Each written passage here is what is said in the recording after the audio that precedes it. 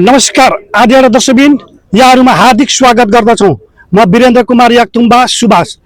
दर्शकबिन अहिले नेपालमा विकासको एउटा सुरुवात हुँदै अगाडि बढिराख्दा यो मूल नेपालको एउटा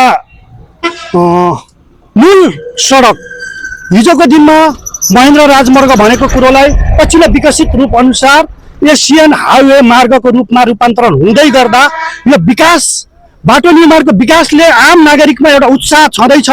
विकास सँगसँगै यसले स्थानीयवासीहरूमा पनि यसले केही असहज वातावरण पनि जन्मिरहेको छ। यसरी नै यो अवस्था अहिले सिर्जना भइरहेको अहिले हामी झापाको सुदूर पूर्व दमक जस्ट पूर्व 6 किलोमिटर केर्खा बजारमा पनि अहिले एउटा समस्या आएको छ।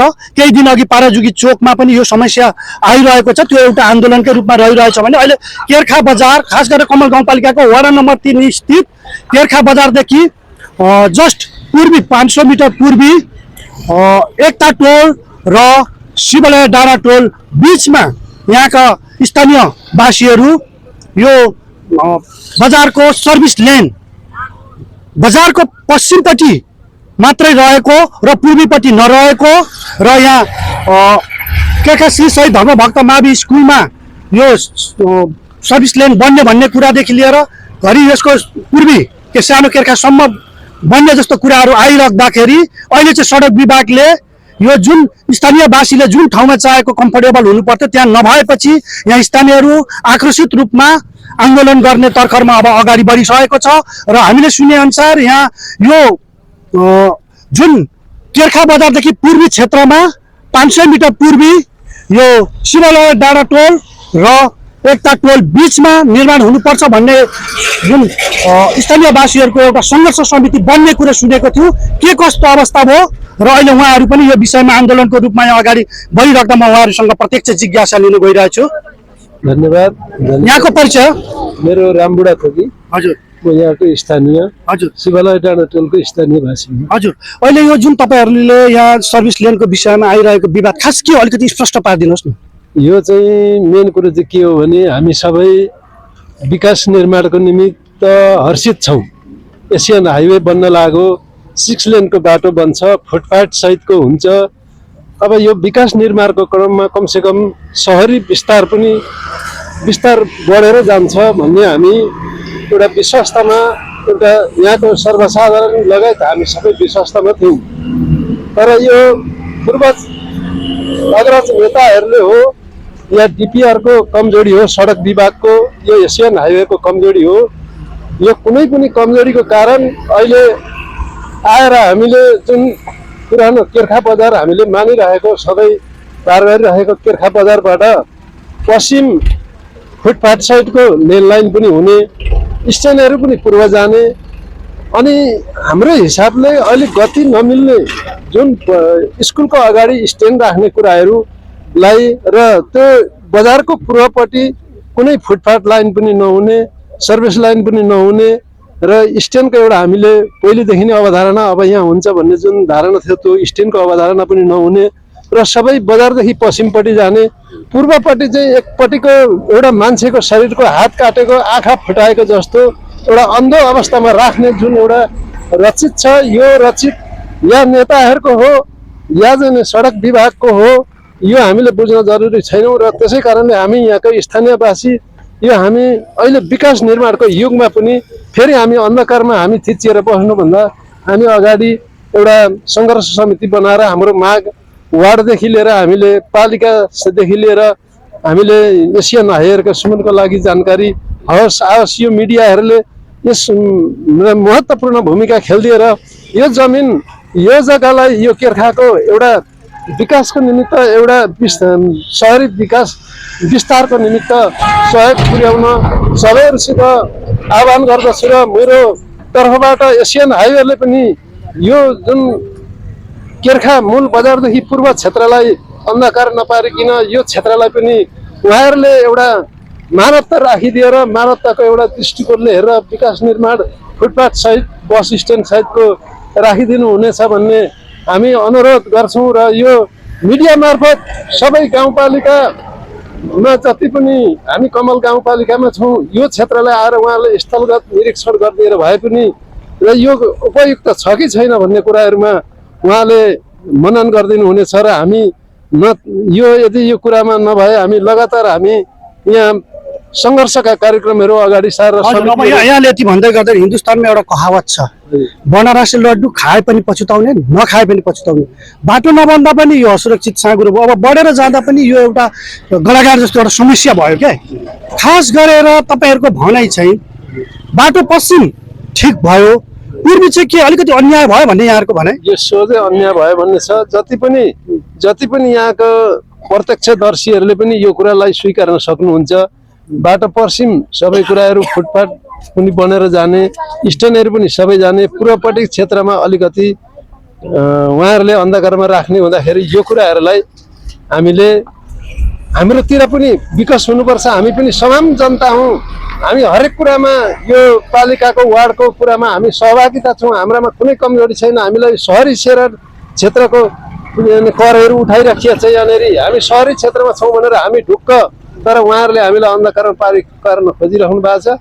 यो बजार कमिटीले पनि सम्झियोस्, यो जनप्रतिनिधिहरूले अघिल्लाले पनि माफ पाउनेवाला छैनन्। अघिल्ला मतलब अहिले तपाईँहरूले खास गरेर बजार व्यवस्थापन समिति के भन्छ यो विषयमा? उहाँको एउटा यो विषयको इस्यु त उहाँहरूसँग पनि जोडिँदैन, उहाँहरूको पनि भूमिका होइन र? बजार समितिले उहाँहरूको त्यति सकारात्मक बुझिएको छैन।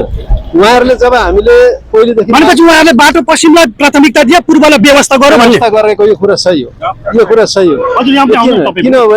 किनभने उहाँले हामीले प्रस्ताव गरेर पहिले हामीले लिएर वार्डबाट निवेदन लिएर पालिकामा गएर निवेदन लिएर हामीले सडक विभागमा गएर बुझाउँदाखेरि पनि तब उहाँहरू उठ्नुभयो कि पूर्व हुनु हुँदैन भनेर उहाँहरू यो पूर्वको लागि विरोधी हुनुहुन्छ। त्यस कारणले गर्दाखेरि उहाँहरूले पुनर्विचार गर्नुपर्ने कुरा छ। यो कुरा पनि यहाँका पनि जनता हुन्, यो पनि जग्गा हो, यसलाई पनि विकास निर्माण गऱ्यौँ भने यो पनि केर्खा बजारको गहना हो। पूर्व पनि गहना हो। एकपट्टि कानमा मात्रै गहना लाएर एकपट्टि रित्तै हिँड्यो भने यो मान्छेले कसैले केही शब्द निकाल्न सक्छ। अब यहाँले यति कुरा गर्दै यो धेरै कुराहरू गुनासो पनि गर्नुभयो होइन। यसो सुन्नुहोस्, अब उहाँको कुरा अनुसार वार्डलाई पनि कुरा राखिएकै रहेछ। के वार्ड अध्यक्षज्यूबाट चाहिँ के आयो त्यस्तो? वार्ड अध्यक्षज्यूलाई अहिले मैले यहाँ प्रत्यक्ष ठाउँमा बोलाएँ। हामीले काम रोक्दै गर्दाखेरि हामी यहाँ काम रोक्दैछौँ। तपाईँ हाम्रो सङ्घर्ष समिति पनि आएको छ, यो कुरो तपाईँलाई हामीले जानकारी गराइसकेका छौँ। तपाईँ आइदिनुहोस्, हेर्नुहोस्, यो काम रोक्दैछौँ भनेर भन्दा उहाँ होइन त्यहाँ आउने होइन, म फलान ठाउँमा निकायमा फोन गर्छु भन्नुभयो। अहिले फेरि फोन गरेँ मैले, काम चाहिँ नरोकिदिनु, यहाँ वार्डमा अहिले आउँदै हुनुहुन्छ, तपाईँहरू बसेर छलफल गर्नु भन्नुभयो। हामी वार्डमा बस्दैनौँ। हामी वार्डदेखि लगेर गाविसदेखि लगेर हामी धेरैचोटि सडकमा पुगिसक्नुभयो। एकदम सडक विभागले चाहिँ के भन्यो? सडक विभागले चाहिँ तपाईँहरूले भनेकै ठाउँमा हुन्छ, त्यो स्कुल अगाडि बस स्ट्यान्ड पनि हुनु हुँदैन। अनि यतिखेर त उहाँहरूले प्रतिबद्धता गरे अनुसार त अहिले निर्माण भएन भन्ने तपाईँहरू फेरि आक्रोश हुनुहुन्छ त? होइन, निर्माण भएकै छैन, यो काम चालु नै भएको छैन। अहिले जुन चालु हुँदा चाहिँ हाम्रो तपाईँहरूले यहाँ के भन्छ योजना आफ्नै उहाँहरूलाई तपाईँहरूले त्यहाँ कामबाट स्थगित गराउनु भयो अस्वीकार? हजुर गराएको। हामीले चाहिँ उहाँहरूलाई यो जानकारी माथिबाट हाम्रो भयो भएन, उहाँबाट आउनु पर्यो। यो हामीलाई चाहिँ फुटपाथदेखि लेनलाइनको यहाँ चाहिँ एउटा बस स्ट्यान्डको एउटा नेता नभएसम्म हामी यहाँ रोक्छौँ। हामीलाई यो आले टाले गर्ने काम नगर्नुहोस् भनेर हामीले पठाइदिए हो। उहाँहरूले पनि फोन गर्नुभएको छ, आउँछौँ भन्नुभएको छ। बोर्ड पनि राखिदिनु पर्ने होइन? बोर्ड राख्नु पर्यो, हामीलाई बोर्ड राख्नु पर्यो। हामीलाई चाहिँ यो चौवटा बाटो छ। एउटा हात्तीलाई जाने अधिकांश ठुलो गाउँ छ, त्यहाँ गाउँ जाने बाटो यही हो। यहाँबाट चाहिँ क्याम्पस तल बैगुन्द्रासम्म जाने बाटो छ, त्यो बाटो त्यही हो। पुरो हाइवे त छँदैछ। अब यस्तो चार कुना भएको ठाउँमा न केही छ, केही छैन। आवत जावत गर्ने केही छैन। स्थानीयवासी यो बजारवासी जो यता पूर्वको सबैको चाहना र आवश्यकता अनुसार यहाँ निर्माण हुनुपर्छ सर्भिस लेन भन्ने चाहना हुँदा हुँदै किन स्थानीय सरकार यहाँको वाणिज्य सङ्घहरू पनि यो बजार व्यवस्थापन समिति वाणिज्य सङ्घ पनि जोडिन्छ नि त? के भन्नुहुन्छ त? उहाँहरूले पनि त कम्फर्टेबल एउटा बजारीकरण त उहाँहरूले अहिले चाहिँ त्यहाँ एउटा 10-20 जनाको चाहिँ कुरालाई लिएर कता हामीलाई पनि नराखिकन एउटा छलफल गराएर चाहिँ होइन स्ट्यान्ड यहीँ हुनुपर्छ अथवा यहीँ मात्रै विकास हुनुपर्छ भन्ने खालको रिपोर्ट पुर्याइसक्नु भएको छ भन्ने कुरा छ। हामीले पनि 200-250 जनाको यहाँको बासिन्दादेखि लगेर चुलाचुलीदेखि लगेर सानो केर्खाले हामीले पनि 200-250 जनाले सही गरेर हामीले पनि हालिसकेका छौँ।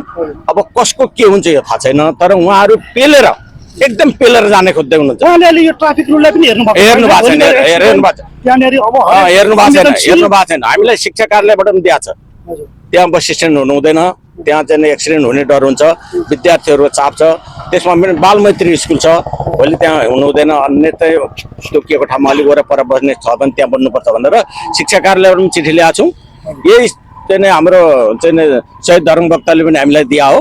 अहिले पछि गएर फेरि अरूलाई पनि दिएको छ भन्ने कुरा छ होइन। हजुर, अब यहाँ पछि त यहाँ सब दाको पनि कुरा उठेर पनि यही छेउमा होइन, हजुर। सबै कुराले हेर्दा त्यहाँ कम्फर्टेबलै हो नि। एकदम एकदम एकदम एकदम किन चाहिँ उहाँहरूले अलिकति पूर्वग्राही साच्नु भयो? उहाँहरूले यो के पूर्वग्राही छ यो कुरा हामीले बुझेनौँ। अहिले तत्कालीन त्यहाँ बजारको विकासको लागि पनि एउटा भोलिको लागि एउटा हरेक चिजलाई हेर्दा पनि होइन दिगो विकासमा भविष्य निकट भविष्यमा त यो त ठिकै जस्तो देखिन्छ कि? होइन, यो हाम्रो लागि चाहिँ ठिक हो, तर उहाँहरूले चाहिँ हेर्नु अब चाहिँ 4 नम्बर वार्डमा चाहिँ अहिले बजार गइसक्यो, अब छैन।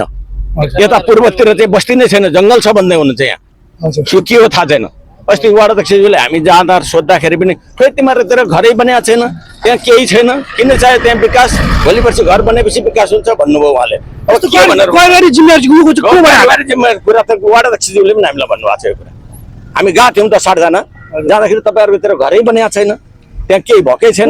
बन्ने होइन, बनाउने बनाउने हो। त्यस्तो खालको वातावरण उहाँहरूले एउटा संरचना सरकारले यो मात्रै चौकीदेखि लिएर अरू के कुराहरू हुन्छ त्यहाँ लगानी गरे, यहाँ ठाउँ छ है भनेर त अब त्यहाँ त अब अलिकति साँगुरो हुँदै पनि त गयो। अब के अरे अब यो बजार त्यसै पनि यो उत्तरपट्टि उयो राज्यको के अरे जङ्गल भएकोले गर्दाखेरि पनि यो दक्षिण बेल्टको त यो पूर्व नै हो नि होइन अहिले। एकदम एकदम एकदम पूर्व हो। यहाँ अन्त बजार बन्ने ठाउँ पनि देखिँदैन, बजार बन्ने ठाउँ भनेको यही देखिन्छ। तर केही साथीहरूले, बजारका केही साथीहरूले, अहिले नाम नलिउँ, केही साथीहरूले चाहिँ एकदम अप्रत्यक्ष किसिमले रोल खेलेका छन् कि यता केही नहोस् भन्ने।